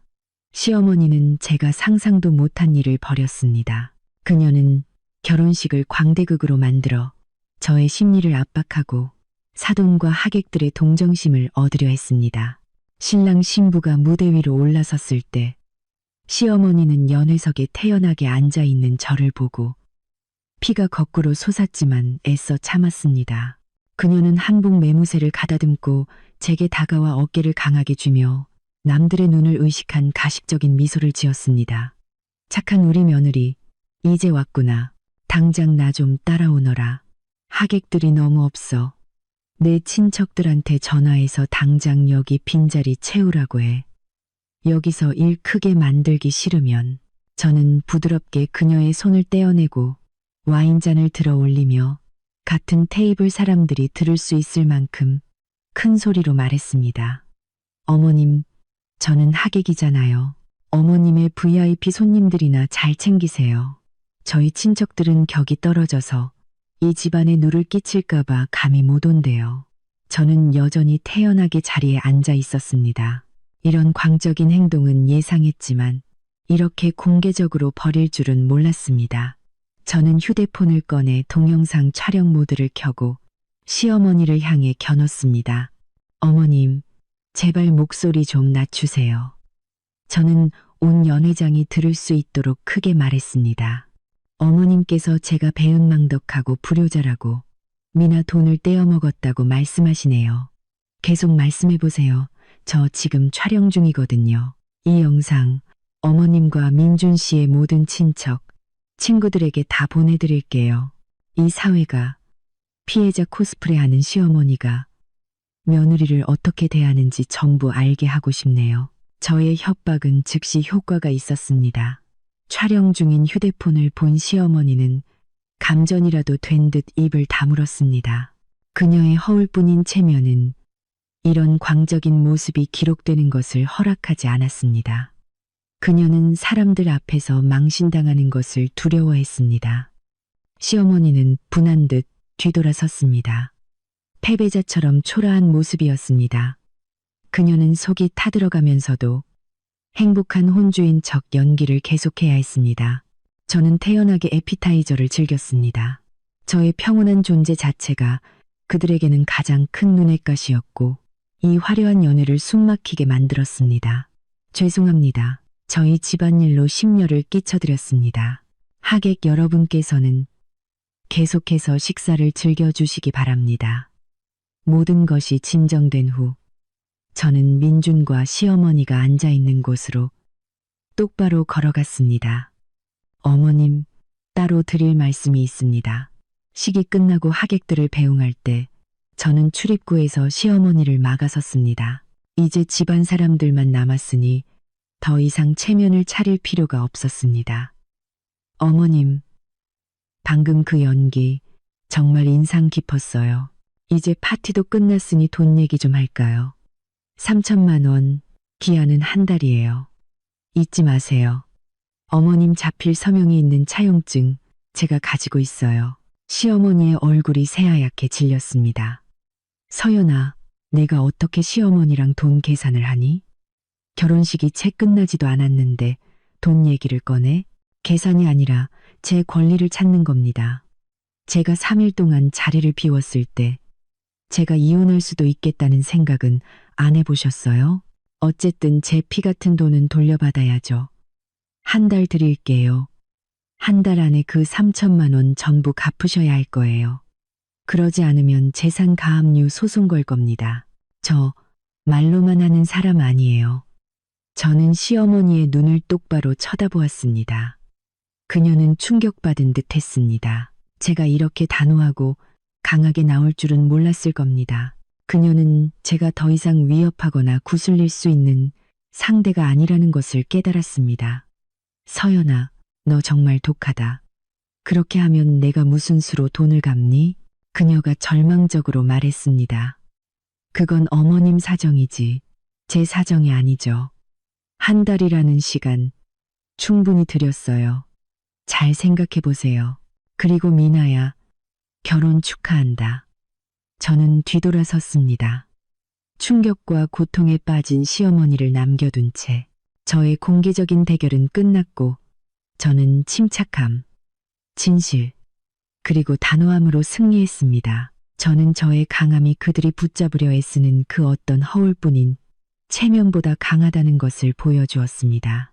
결혼식장에서 시어머니가 벌인 소동은 금세 퍼져나갔습니다. 시댁의 명예는 심각하게 훼손되었습니다. 결혼식이 끝난 후 저는 시댁이 아닌 친정집으로 돌아갔습니다. 이혼 소송과 채무 변제를 준비하기 위한 시간과 공간이 필요했습니다. 이틀 후 민준이 저를 찾아왔습니다. 그의 얼굴에는 더 이상 분노나 짜증이 아닌 극심한 피로와 불안이 서려 있었습니다. 그는 모든 것이 자신의 통제를 벗어났다는 것을 알고 있었습니다. 서연아, 솔직히 말해줘. 정말 이혼하고 싶어? 민준이 쉰 목소리로 물었습니다. 저는 아무 감정 없는 차가운 눈으로 그를 바라보았습니다. 당신 생각은 어때? 시어머니한테 장사치라고 모욕당하고 온 가족에게 무시당하고 돈이나 훔치는 도둑으로 몰린 아내가 과연 이 결혼을 계속하고 싶을까? 미안해, 서연아. 엄마가 잘못한 거 알아. 그래도 이렇게까지 할 필요는 없었잖아. 집에 돌아가자. 내가 엄마랑 얘기할게. 내가 널 지켜줄게. 나를 지켜준다고? 저는 비웃었습니다. 지난 몇 년 동안 당신이 어디서 나를 지켜줬는데, 당신 어머니가 독설로 나와 우리 부모님의 명예를 짓밟을 때 당신은 어디 있었어? 당신은 침묵했어. 민준 씨, 당신의 침묵이 바로 동조였고 우리 결혼에 대한 가장 확실한 대답이었어. 나는 주관도 없고 아내를 지켜줄 용기도 없는 남편은 필요 없어. 민주는 아무 반박도 하지 못하고 고개를 숙였습니다. 이제 본론으로 들어가지. 더 이상 질질 끌고 싶지 않아. 어머님께는 이미 말했어. 미나 결혼식 비용으로 빌려가신 3천만 원, 한 달 안에 갚으셔야 한다고. 당신이 중간에서 어머님께 이 기한을 확실히 전달해줘. 3천만 원. 민준이 놀라서 저를 쳐다봤습니다. 엄마가 너한테 그렇게 많이 빌렸어? 난 몰랐는데. 당신이 모르는 게 당연하지. 당신은 집안 재정이나 내가 뭘 해야 하는지에 대해 관심 가져본 적 없잖아. 저는 시어머니의 서명이 있는 차용증을 민준에게 건넸습니다. 봐, 여기 서류가 있어. 당신과 당신 어머니에게 한 달의 시간을 줄게. 다음 달 15일까지 3천만 원 전액을 받아야 해. 그러지 않으면 법원에 소송을 제기할 거야. 농담 아니야. 민주는 차용증을 든 채 손을 떨었습니다. 3천만 원이 큰 돈이라는 것과 어머니가 한 달 안에 그 돈을 마련할 수 없으리라는 것을 알았기 때문입니다. 서연아, 시간을 조금만 더 주면 안 될까? 너도 엄마 성격 알잖아. 당장 그렇게 큰 돈이 어디 있겠어. 민준이 애원했습니다. 안 돼. 나는 내 새로운 삶을 시작하기 위해 이 돈이 필요해. 당신들은 나에게 너무 많은 빚을 졌어. 돈뿐만 아니라 존중과 애정까지도. 이제 나는 내 돈만 되찾겠다는 거야. 한 달이라는 시간 충분히 줬어. 이게 당신 어머니가 남은 체면이라도 지킬 마지막 기회야. 저는 덧붙였습니다. 이혼 소송은 내가 제기할 거야. 공동 재산은 법에 따라 분할될 거고 나는 이 빚 외에는 아무것도 다투고 싶지 않아. 돌아가서 어머님께 그대로 전해. 잘 생각해보라고. 만약 갚지 않기로 결정하신다면 나는 주저없이 소송을 걸고 모든 것을 공개할 거야.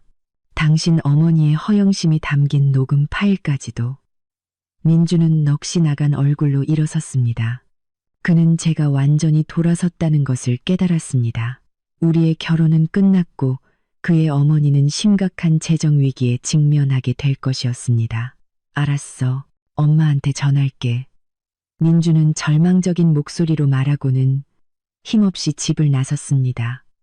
저는 그의 뒷모습을 보며 후회나 슬픔을 느끼지 않았습니다. 오직 해방감뿐이었습니다. 저는 무의미한 말다툼이 아닌 법과 재정적인 단호함으로 전쟁을 선포했습니다. 이것은 시어머니와 민준이 결코 잊지 못할 문명적이고 효과적인 복수였습니다. 민준과의 협상이 실패로 돌아가자 시어머니는 마지막 발악을 시작했습니다. 저를 양보하게 만들려고 제 명예를 훼손하는 헛소문을 퍼뜨리기 시작한 것입니다. 시어머니는 동네방네 돌아다니며 제가 시누이 결혼식 날 집을 나간 불효막심한 며느리라고 떠들었습니다. 더 심각한 것은 제 개인 재산에 대해 거짓말을 하기 시작했다는 점입니다. 아이고, 동네 사람들, 제 팔자 좀 보세요. 그 서연이라는 애, 시집 올 때 맨몸으로 왔어요. 무슨 혼수가 있다고 재산 분할을 하자고 하는지. 우리 아들 등에 빨대 꽂으려고 시집 온 거라니까요. 제가 3천만 원을 빌리긴 뭘 빌려요. 지가 멋대로 집안 돈 빼돌리고는 내가 빚졌다고 뒤집어 씌우는 거예요. 우리 집 재산 뺏으려는 속셈이라고요. 시어머니는 이웃들 앞에서 눈물까지 흘리며 애처롭게 연기했습니다. 소문은 금세 저희 부모님 귀에 들어갔습니다. 부모님은 제 명예가 훼손될까 몹시 분노하고 걱정하셨습니다. 서연아, 시어머니가 또 동네에 이상한 소문내고 다닌다. 네가 혼수도 없이 시집왔다느니 남의 집 재산이나 노리는 애라느니 어떻게 좀 해야 하지 않겠니? 엄마가 걱정스럽게 말씀하셨습니다. 엄마, 걱정 마세요. 그분이 그렇게 나올 줄 이미 예상했어요. 저는 말로 변명할 필요 없어요. 증거로 모든 거짓말을 깨부술 거예요. 저는 즉시 행동에 나서기로 했습니다. 이 헛소문이 저희 가족 전체의 명예에 흠집을 내게 둘 수는 없었습니다. 그날 오후, 저는 부모님과 함께 시어머니가 사는 동네로 향했습니다. 저는 세련된 정장을 차려입고 작은 서류 가방을 들었습니다. 저는 이웃들이 시어머니 집 앞에 모여 그녀의 하소연을 듣고 있는 바로 그 순간을 노렸습니다. 시어머니는 저를 보자마자 표정이 싹 바뀌었습니다. 어머, 저 몹쓸 며느리 좀 봐. 무슨 낯짝으로 여길 또 찾아와? 네, 모든 것을 바로잡으러 왔습니다. 저는 모든 이웃이 들을 수 있도록 크고 분명하게 말했습니다. 저는 서류 가방을 열고 1억 원짜리 수표와 작은 보석 상자를 꺼내 보였습니다. 여러분, 잘 들어주세요. 시어머님께서는 제가 혼수도 없이 시집와서 이 집 재산을 노린다고 하셨죠? 저는 수표를 들어 올렸습니다. 이것은 저희 친척들이 저에게 주신 1억 원입니다. 이것이 제가 가진 가장 소중한 혼수입니다. 바로 저희 가족의 사랑과 믿음이죠. 그리고 제가 미나의 축의금을 떼어 먹었다고요? 제게 묻겠습니다. 어머님, 제 돈, 저희 친척들이 저에게 주신 돈이 미나와 무슨 상관이 있습니까?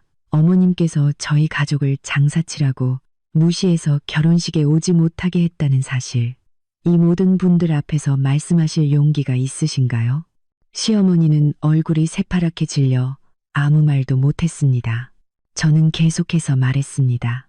그리고 빚 문제에 대해서 어머님께서는 제가 3천만 원 빚을 뒤집어 씌웠다고 하셨죠. 제가 묻겠습니다. 여러분, 며느리가 시어머니에게 거짓으로 빚을 만들 이유가 있을까요? 저에게는 증거가 있습니다. 이것은 어머님의 자필 서명과 지장이 찍힌 차용증입니다. 어머님께서는 미나의 호화로운 결혼식을 위해 저에게 돈을 빌리셨습니다. 여러분, 한번 보십시오. 제가 힘들게 일해서 한 푼 두 푼 모은 돈을 빌려가시고는 이제 와서 저를 재산 강탈범으로 모는 것이 말이 됩니까? 저는 나이 지긋한 이웃 어르신께 차용증을 보여드렸습니다. 그분은 서류를 보시고는 혀를 차며 고개를 저으셨습니다. 그리고 한 가지 더 있습니다.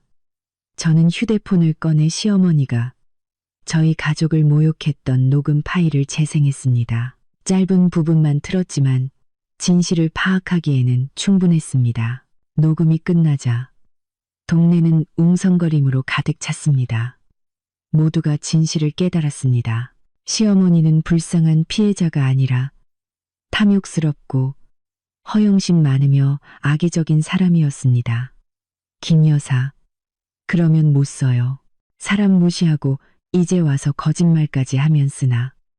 한 어르신이 시어머니를 꾸짖었습니다. 시어머니는 완전히 고립되었습니다. 그녀는 더 이상 아무 말도 하지 못하고 손으로 얼굴을 가린 채 울기만 했습니다. 그녀가 그토록 지키려 했던 체면은 반박할 수 없는 진실 앞에 산산조각 났습니다. 다시 한번 말씀드리지만 저는 소란을 피우고 싶지 않았습니다. 저는 단지 저와 제 가족의 명예와 공정함을 되찾고 싶었을 뿐입니다. 저는 시어머님께 빚을 갚을 시간으로 한 달을 드렸습니다. 만약 한 달 후에도 갚지 않으신다면 저는 소송을 제기할 것입니다. 법으로 제 권리를 지킬 겁니다. 여기 계신 모든 분들이 증인이 되어 주십시오. 저는 사람들에게 정중히 인사하고 부모님과 함께 자리를 떴습니다. 저는 승리했습니다. 시어머니의 거짓말을 깨부수고 동네에서 그녀의 평판과 명예를 완전히 무너뜨렸습니다. 저의 복수는 단순한 실종이 아니라 악습을 폭로하고 제 자신의 가치를 증명하는 것이었습니다. 저는 제가 재산을 노리는 사람이 아니라 자신의 재산을 가지고 자신을 지킬 힘이 있는 독립적인 여성이라는 것을 모두에게 보여주었습니다. 시어머니가 이웃들에게 고립되고 3천만 원의 빚더미에 앉아 있는 동안 민주는 완전히 다른 태도로 저를 찾아왔습니다. 그는 더 이상 비난하거나 화내지 않았습니다.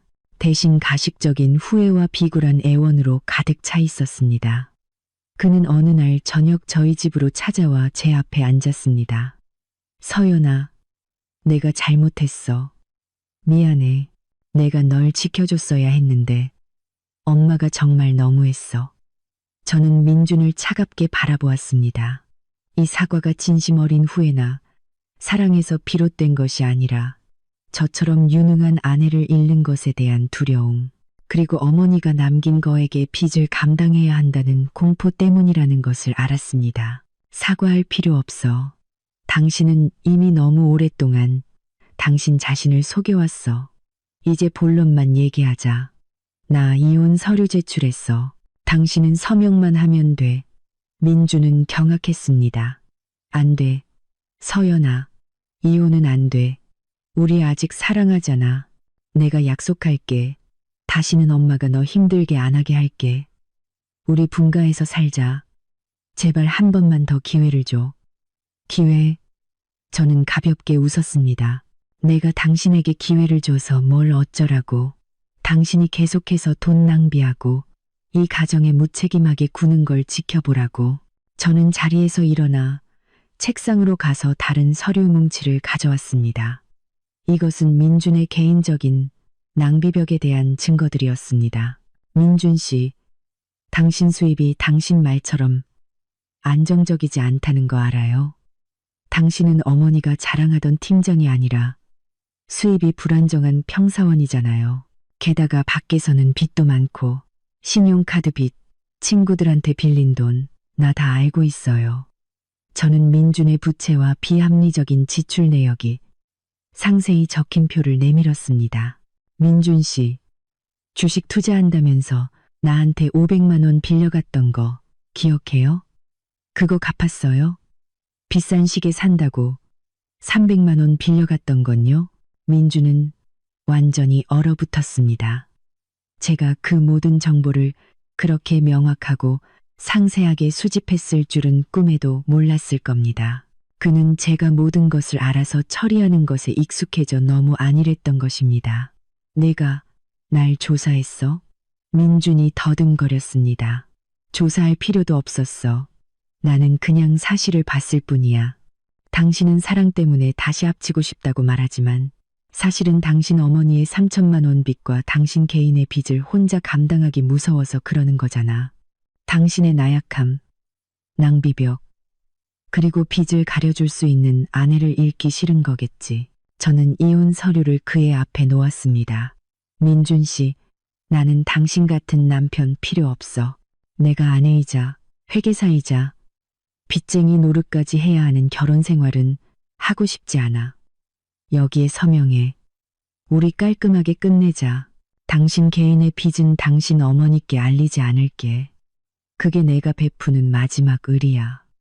민주는 이혼 서류를 뚫어지게 쳐다보았습니다. 제가 모든 퇴로를 막았다는 것을 알았습니다.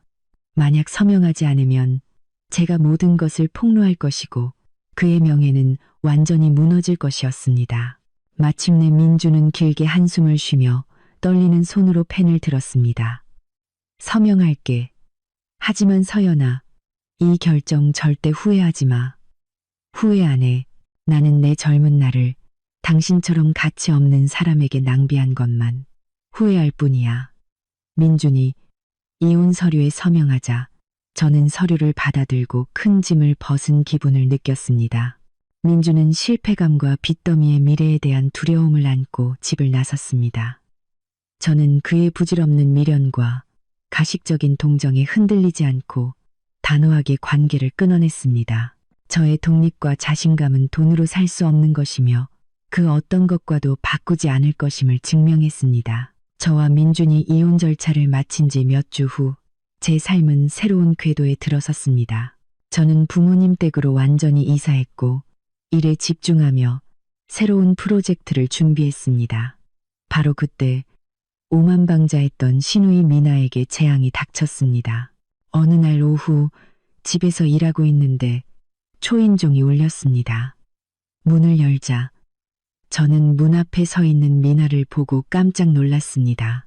결혼식 날의 화려하고 도도한 모습은 온데간데 없고 초췌하고 눈은 퉁퉁 부은 채 흐트러진 모습이었습니다.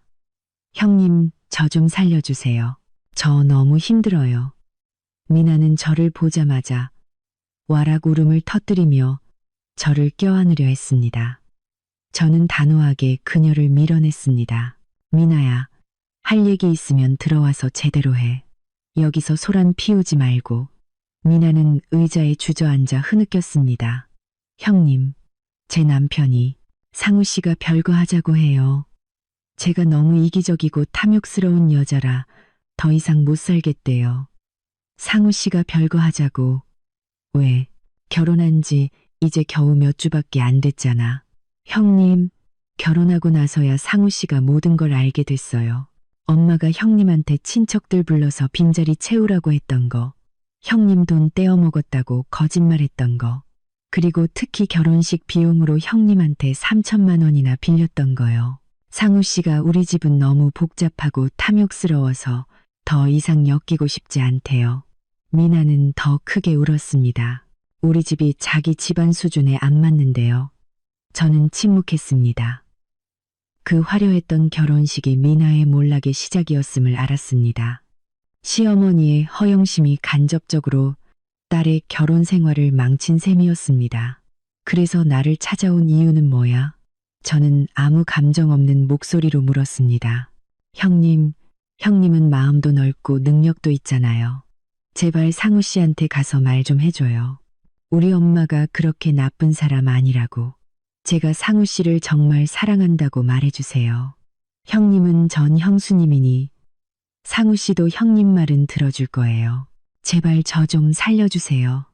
미나는 제 다리를 붙잡고 무릎을 꿇었습니다. 저는 그녀를 일으켜 세우고 눈을 똑바로 쳐다보았습니다. 미나야, 잊지 마.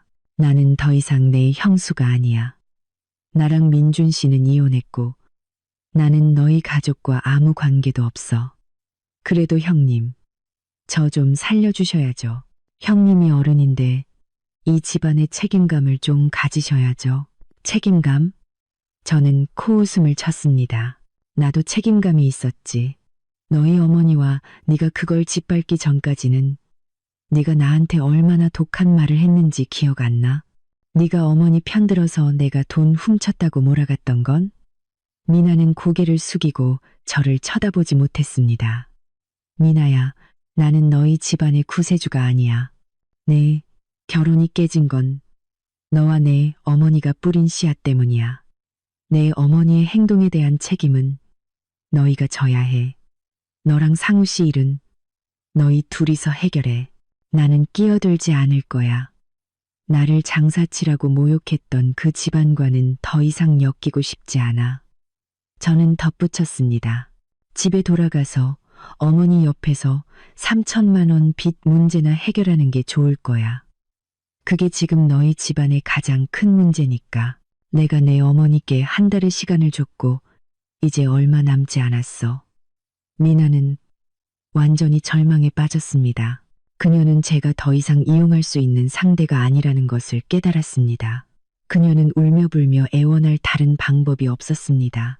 그녀는 자리에서 일어나 증오와 절망을 안고 저희 집을 나섰습니다. 저는 문을 닫았습니다. 조금도 후회하지 않았습니다. 저는 옳은 일을 했다는 것을 알았습니다. 저의 동정은 그들이 저를 계속해서 이용하고 짓밟게 만들 뿐입니다. 제가 그들에게 가르쳐 줄 수 있는 가장 큰 교훈은 바로 단호함과 무관심이었습니다. 저는 그들의 삶에 개입하지 않았습니다.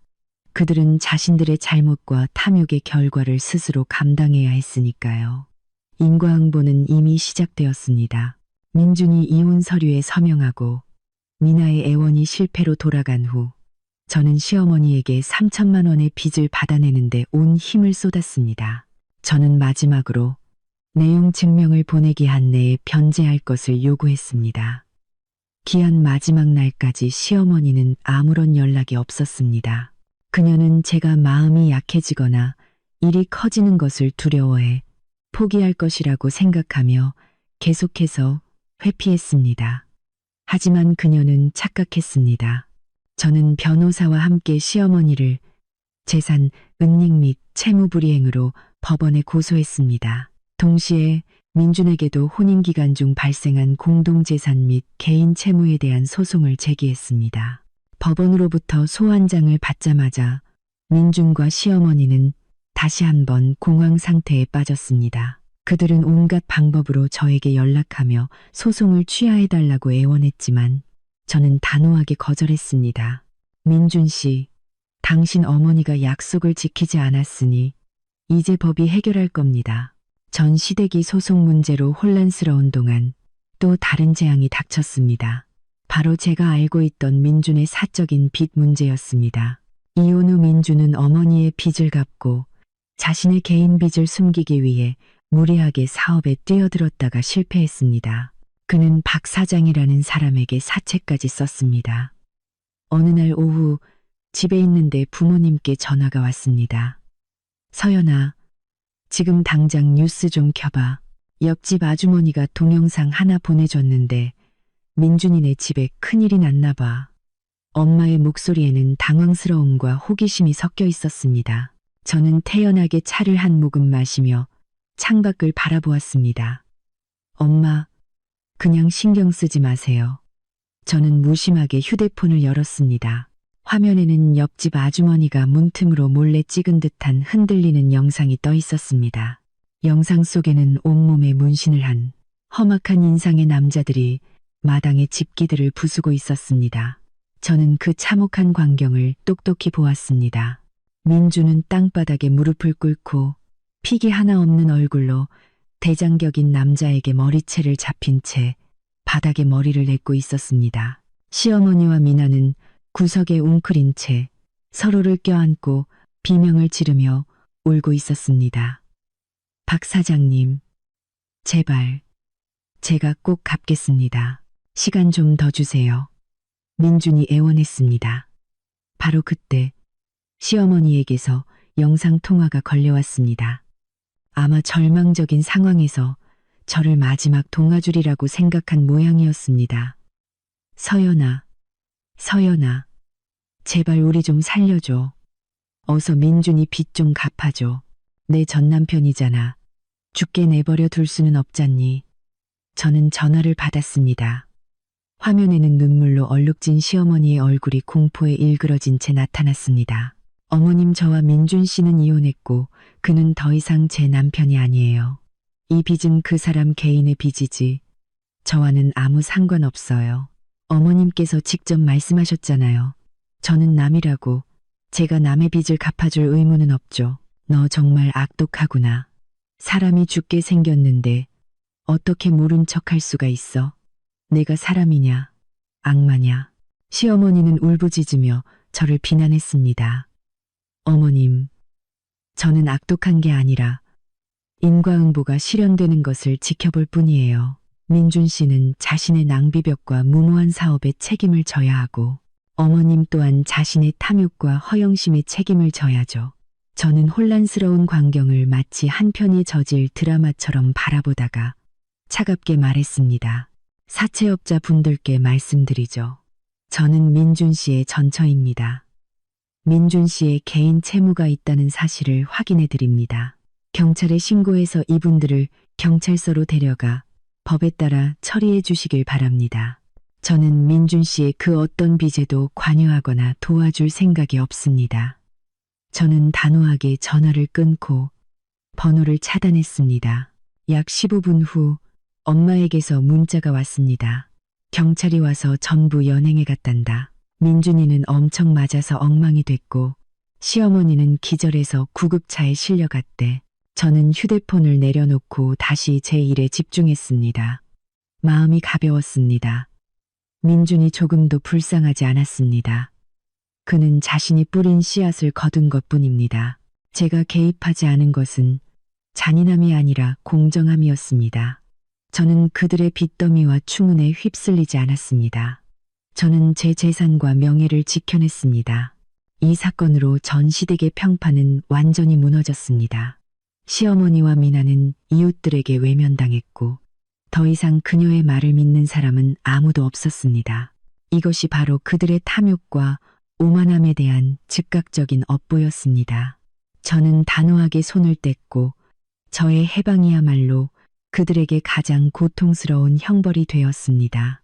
전 시댁이 위기, 빚, 그리고 소송의 늪에 빠져 있는 동안 제 삶은 활짝 피어났습니다. 저는 더 이상 무의미한 가족 갈등에 시간과 에너지를 낭비하지 않았습니다. 저는 온전히 제 일과 경력에 집중했습니다.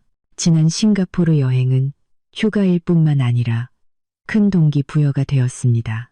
저는 상쾌한 정신과 창의적인 아이디어로 가득 차 회사에 복귀했습니다. 저는 회사가 맡긴 대형 프로젝트를 훌륭하게 완수했고 심지어 경영진의 기대를 훨씬 뛰어넘는 성과를 냈습니다. 어느 맑은 날 아침 사장님께서 저를 사무실로 부르셨습니다. 저는 제 일을 잘 해냈다는 자신감을 가지고 들어섰습니다. 서연 씨, 앉아요. 사장님은 환한 미소를 지으며 말씀하셨습니다. 좋은 소식이 있어요. 이사회에서 신중한 논의 끝에 서연 씨를 미디어 팀의 수석 팀장으로 승진시키기로 결정했습니다. 연봉은 2배로 인상될 것이고 앞으로 회사의 모든 핵심 전략 프로젝트를 총괄하게 될 겁니다. 다음 달부터 발령입니다. 저는 놀라움과 행복감에 휩싸였습니다. 저의 모든 노력, 성실함, 그리고 단호함이 마침내 합당한 보상을 받은 것입니다. 정말 감사합니다, 사장님. 저는 감격에 겨워 목이 메었습니다. 천만에요. 서연 씨, 그럴 만한 자격이 있어요. 최근에 서연 씨가 많이 변한 걸 느꼈어요. 훨씬 더 독립적이고 단호하고 프로페셔널해졌죠. 자신의 능력과 리더십을 증명해냈어요. 저는 미소를 지으며 다시 한번 감사 인사를 드렸습니다. 말로 표현할 수 없는 기쁨과 자부심을 안고 사무실을 나왔습니다. 저는 남편이나 시댁 덕분이 아니라 오직 제 자신의 능력, 노력, 그리고 강단으로 성공했습니다. 한편 제가 던진 법적 승부수는 효과를 발휘했습니다. 법원에서 발송된 소환장이 시어머니 댁으로 직접 전달되었습니다. 붉은 직인이 찍힌 서류를 받아들고 변호사로부터 소송 비용과 재산 압류 가능성에 대한 경고를 들은 시어머니의 체면은 완전히 무너졌습니다. 그녀는 법정에 서서 세상의 웃음거리가 되는 것을 두려워한 나머지 결국 시골에 있던 땅을 헐값에 팔아 제게 3천만 원을 모두 갚고 소송을 취하해달라고 빌었습니다. 이것은 단지 돈의 문제가 아니라 법적으로나 명예로나 거둔 큰 승리였습니다. 저는 진실이 거짓과 변명을 이긴다는 것을 증명했습니다. 저는 친척들이 주신 1억 원의 종잣돈과 새로 인상된 월급의 일부를 모아 회사와 친정집에서 가까운 교회의 작지만 편리한 아파트를 구입했습니다. 그것은 제가 직접 일군 안전하고 행복한 새로운 시작이었습니다.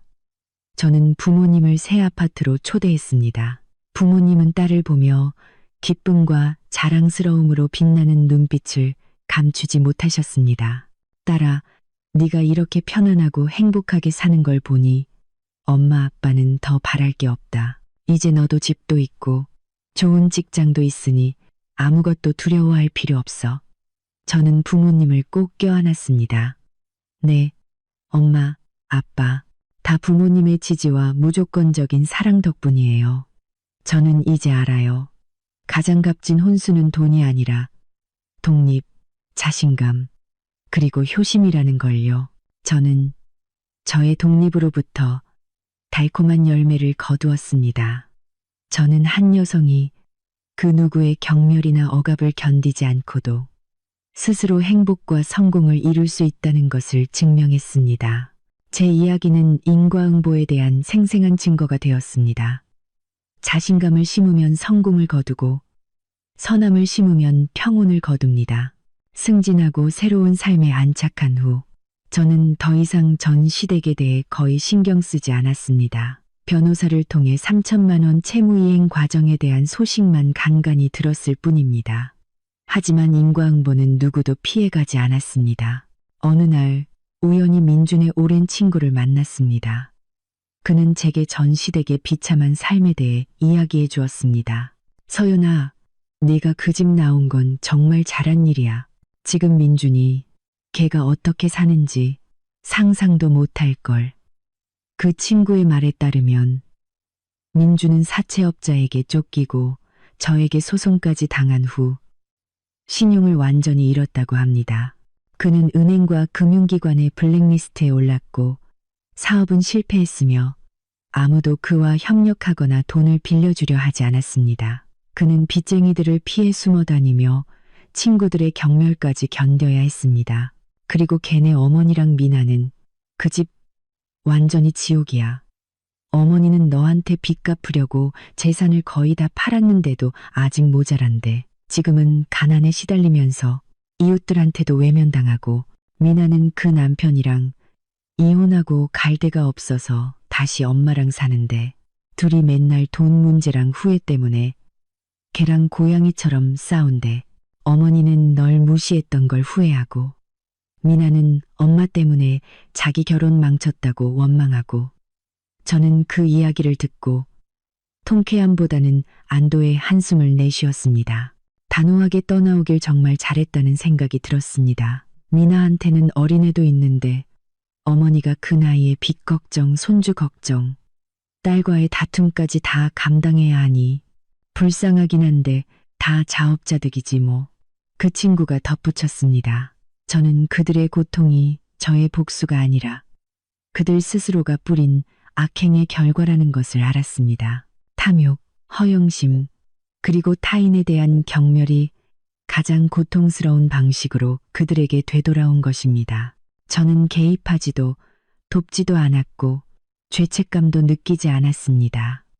저는 그들에게 기회를 주었지만 그들은 스스로 그것을 걷어찼습니다. 저의 단호함은 그들의 고통이라는 진흙탕에 제가 빠지지 않도록 막아주는 보이지 않는 벽을 만들었습니다. 그동안 제 삶은 빛으로 가득 찼습니다. 좋은 직장, 돈, 동료와 친구들의 존경을 얻었습니다. 저는 여가 시간에 부모님을 돌보며 효도했습니다. 여행을 다니고 책을 읽고 새로운 지식을 배웠습니다. 저는 온전하고 평화로운 삶을 살았습니다. 저는 진정한 부유함이 고급차나 화려한 파티에 있는 것이 아니라 마음의 평온함, 가족의 사랑, 그리고 자신의 독립과 자립에 있다는 것을 깨달았습니다. 시어머니는 허울뿐인 체면 때문에 모든 것을 잃었습니다. 반면 저는 저의 강단과 단호함 덕분에 모든 것을 되찾았습니다. 저는 제 이야기가 단지 개인적인 경험이 아니라 인과응보에 대한 깊은 교훈이라는 것을 깨달았습니다. 뿌린 대로 거두는 법입니다. 그리고 그 업보는 때때로 초자연적인 힘이 아니라 바로 인간의 잘못된 결정과 행동에서 비롯됩니다. 저는 좋은 것들을 심기로 선택했고 평화롭고 행복한 삶을 수확했습니다. 전 시댁과 완전히 연을 끊은 후에 제 삶은 평온하고 의미 있는 날들의 연속이었습니다. 시어머니로부터 3천만 원을 모두 받아냈고 그 돈은 부모님의 지원과 제 개인 자금과 합쳐져 든든한 재정적 기반이 되었습니다. 저는 성공적인 팀장이 되었고 동료들에게 존경받았습니다. 경제적, 정신적 자립은 저를 그 어느 때보다 자신감 있고 빛나게 만들었습니다. 저는 더 이상 어떤 모욕이나 억압도 두려워하지 않았습니다. 현재 저는 부모님과 함께 새로 장만한 아파트에서 행복하게 살고 있습니다. 우리는 함께 여행하고 요리하며 삶을 즐깁니다. 연로하신 부모님께 제 모든 사랑과 정성을 쏟고 싶습니다. 저는 여전히 전 시댁의 소식을 간간히 듣습니다. 민주는 여전히 빚과 악평에 시달리고 있습니다. 미나는 다툼과 후회 속에서 살고 있습니다. 시어머니는 자신의 잘못으로 인한 고독과 비참함 속에서 빠르게 늙어가고 있습니다. 저는 그들을 동정하지 않습니다. 그저 저 자신과 다른 여성들을 위한 교훈으로 삼을 뿐입니다. 저는 모든 여성에게 말하고 싶습니다. 행복을 위해 남편이나 시댁에 의존할 필요는 없다고. 자신의 강단, 자립심, 그리고 효심을 지키라고. 그것이야말로 평화롭고 행복하며 의미 있는 삶을 여는 열쇠입니다. 제 이야기는 여러분 모두에게 드리는 메시지입니다. 선량하게 살고 자존심을 지키고 인과응보는 결코 누구도 피해가지 않는다는 것을 기억하십시오. 그리고 한 며느리에게 자신감과 강단이야말로 가장 값진 혼수입니다. 마지막 순간까지 제 이야기를 들어주셔서 진심으로 감사합니다. 다음 영상에서 다시 뵙겠습니다.